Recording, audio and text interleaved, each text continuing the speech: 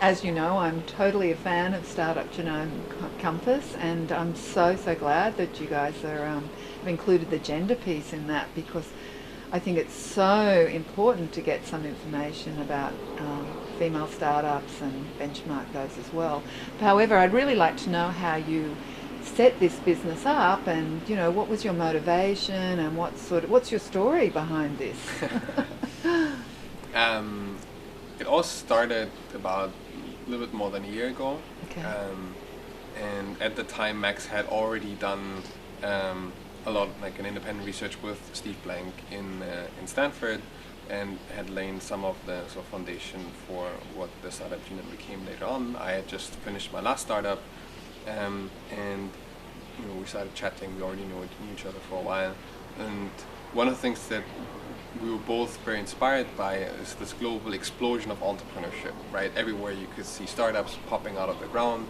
It became so cheap to start companies, so even in Siberia and in like middle of India, somewhere you had companies starting. Yes. However,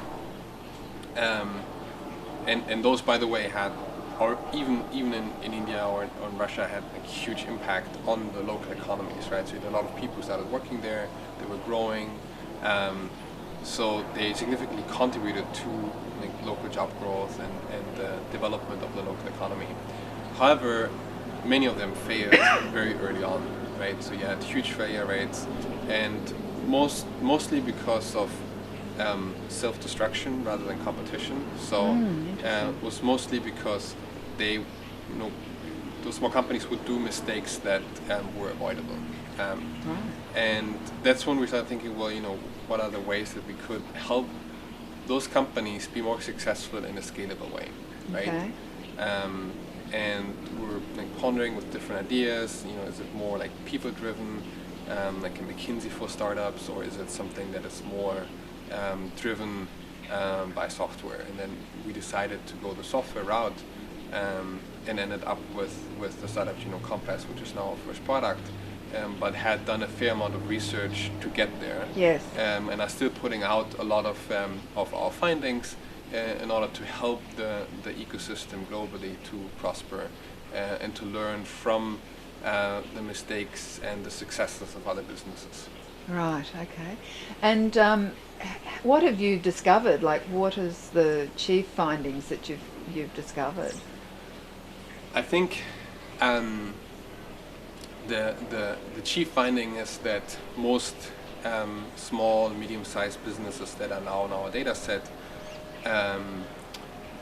struggle the most with uncertainty. So their biggest problem is that they don't know, what are the right acquisition channels for me, like what's the baseline my cost for those acquisition channels, what's the pricing that I should choose, should I hire more people, a lot of sort of everyday questions that make it, that are almost like decisions. If they do them wrong, they might die, right, tomorrow. Yes. And we found that we've translated this uncertainty, which is really undefined, into a concept which we call premature scaling. And this concept basically, what it describes is that that a company should only execute on certain things after they've validated that customers actually want what they think that they want, right? So, for example, let's say I built a new photo sharing app, and I want to see that people actually want this. And after I validate with, let's say, 100 customers that they want this, that's when I start, spending maybe some money on customer acquisition or doing some PR, but not before this, right? And I also don't start hiring a lot of people before I validated that actually anyone is interested in this, right? Yeah. So, and if people start doing this, however, we call that premature scaling. This can happen on multiple different areas. So anyway, so this is sort of like how we package and assess this uncertainty, and based on this create the benchmarks and actionable recommendations in order for people to overcome this uncertainty.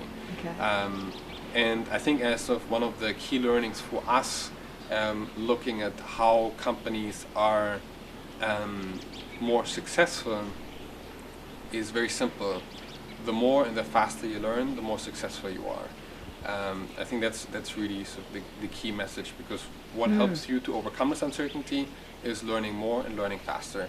Okay. Knowing more about your customers, knowing more about your team, about your market, about everything that is required in order to make this business successful. Right. And are there actual practical or pragmatic steps that we could do to action that result? We published 2 reports that describe a lot of the key learnings, Okay. and give you like specific recommendations. Okay. And then we push out a first product that is called Startup Genome Compass, which is at startupcompass.co. And you can assess your company, you get benchmarked, and it gives you a number of recommendations that you can use in order to be more successful. And specifically, those recommendations could be your conversion funnels are like really bad. You should stop spending money on customer acquisition right away. Okay. Or your conversion funnels are really, really good. You should start spending much more money on customer acquisition, because you should grow, because otherwise someone else would do this, right? Okay. So that immediately adds value to a startup to get that sort of overview, right? Yeah.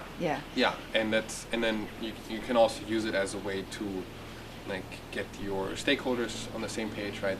The team, show them this is where we are today, this is where we want to get now. Everyone, let's focus on whatever this one problem, right? I can do the same thing with my investors and get them on the same page, and help everyone to pull on the same string, and not to, give their recommendations based on their own version of the truth, right? And now the reports come out of the information they put into the questionnaire, exactly, right? Yeah. And so that's it, based on an algorithm or algorithms that guys have put together, correct? Yeah. So here's my question, because I guess I'm on the interface of humans and technology all the time, being, interviewing people. I wonder, how can you also bring some sort of human sort of support or backup to that, because algorithms often are quite generalized, correct? Or? Yeah, of course. Yeah. I mean, the algorithms are definitely not the same as having a human sitting next to you working with you. Yeah. But we've found that it's a good way first of all help you with a lot of everyday decisions, but then also to work better with your mentors, right? Where many times today a mentor comes in once a month, and first you have to get them up to speed, and then many times they will misunderstand certain things and so on. And now you can just give them one report that gives them right away an image of the company. The image is in context, right? By comparing you to your peers, it doesn't just say 5,000 users. It says 5,000 users, and this is really awesome, right?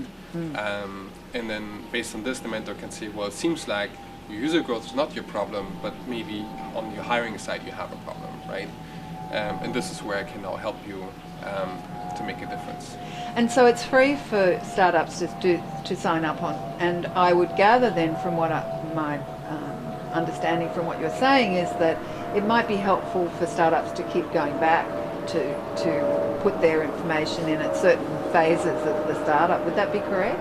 Yes. And is that taken into account in your algorithm? Yeah, okay. So we're looking at gathering more long-term data, which will allow us to give much better benchmarks and recommendations. Okay. And we will also start implementing ways of collecting data in an automatic way, which will make it much easier. Where right now you have to spend about 45 minutes just to get started. Yes. The goal is to reduce this time a lot by making it much easier. Yeah. Is there a continuity? So if I sign up with my startup tomorrow and then I come back, say, in 6 months when my startup's in a whole different place, is there a way of that information connecting that I've already signed up? And yeah, so we do this right now, but it's still not, there is,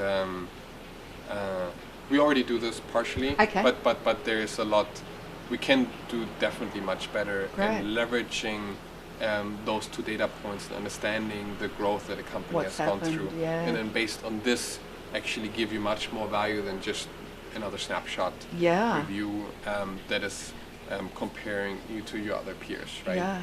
So Incredible yeah. potential in Yeah. that, really. Yeah. Yeah. Yeah. So, Fabulous. You're doing great work. And it's so great that you're doing now the gender piece.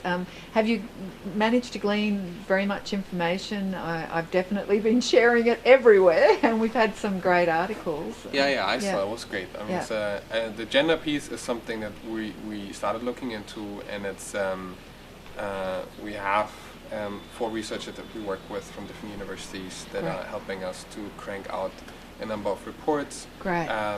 So we get some support there. We're still also looking for people. So if anyone is interested, we're looking for like good people who are interested in like contributing to the research. Fabulous. Okay. And yeah, I mean, on the women's side, it will be very interesting. Generally, I think I already like told you a while ago, but in general, we see that there's not such a big difference between the performance of companies like led by women to Yeah. men. Yeah. There's some differences in the characteristics, but generally it's pretty much the same. Great.